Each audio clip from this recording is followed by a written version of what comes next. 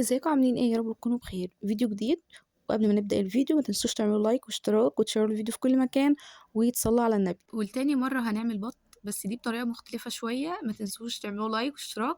وهنا جبنا البطة كتفناها كده بعد ما غسلناها بقشر السفندي، كانت لسه طازة. جبت حلة وسخنتها كويس وحطيت فيها معلقة سمنة فلاحي او بلدي على حسب ما انتوا بتسموها. بعد ما الحلة سخنت كويس معايا هضيف لها معلقة السمنة واستنى لحد ما السمنة تسخن كمان.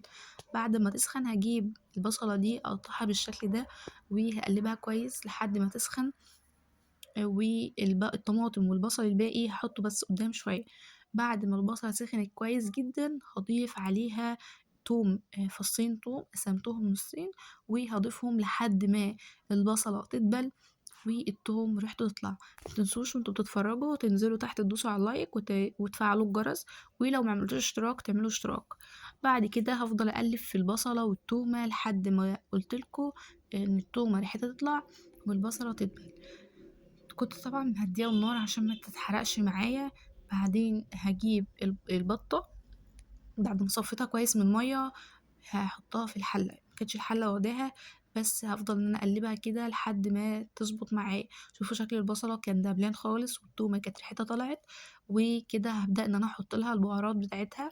حطيت اول حاجة كزبرة ناشفة، حطيت كمون من كل حاجة نص معلقة، حطيت من الملح معلقتين او 3 اول معلقة، ودي كانت تاني معلقة، ودي كانت تالت معلقة على حسب كمية المية اللي انت هتحطيها. بعد كده بقى هغطي عليها واسيبها لحد ما تنزل مية. عملت فرخة بلدي او ديك بلدي على حسب ما بتقولوا، بس في فرق بين الديك والفرخ طبعا. هنا بقى جبنا الحلة حطيت فيها برضو معلقتين سمنة بلدي او فلاحي. حطيت اول كوباية مية، بعد كده كمان كوباية مية، بعد كده كمان كوباية مية، يعني 3 كوبايات مية. بعد كده هحط فيها كمون، وبعد كده فلفل اسود، كزبرة ناشفة. بعدين الفلفل الاسود هيكون كمية بسيطة جدا عشان مش عايزة طعمه يظهر في الشرب.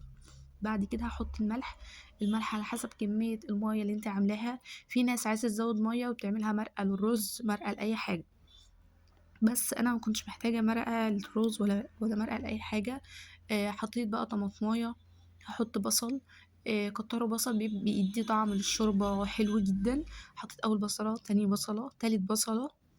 بعد كده هغطي عليها لحد ما تبدأ تغلي، واول ما تغلي هجيب الفرخة واحطها في المية. بعد كده هغطي عليها لحد ما تتسلق واوطي عليها عشان تتسلق براحتها. بعد كده فتحت على البطة وحطيت عليها طماطم وهحط باقي البصلة. شوفوا المية اللي كانت منزلها البطة هي ملحقتش تنشف. اول بصلة، تاني بصلة، تالت بصلة، رابع بصلة، لا محطتش كده 3 بصلات. بعد كده هزود بقى مية، كانت مية مغلية. هملى الكاتل تاني واغليه واحطه تاني، بس موريتكوش المرة دي. بعد كده بقى هقلبها وهغطي عليها. وطبعا بعد ما تطيب هنطفي ونشيلها تصفى. ده بقى الرز المعمر.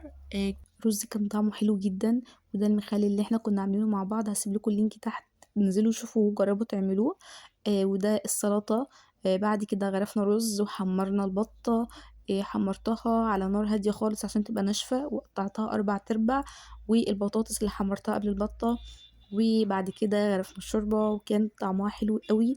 وما تنسوش تعملوا لايك واشتراك. وبس ده كان فيديو النهاردة. شيروا الفيديو في كل مكان وانزلوا اعملوا كومنتات وقولوا رأيكم تحت. واشوفكم في رعاية الله.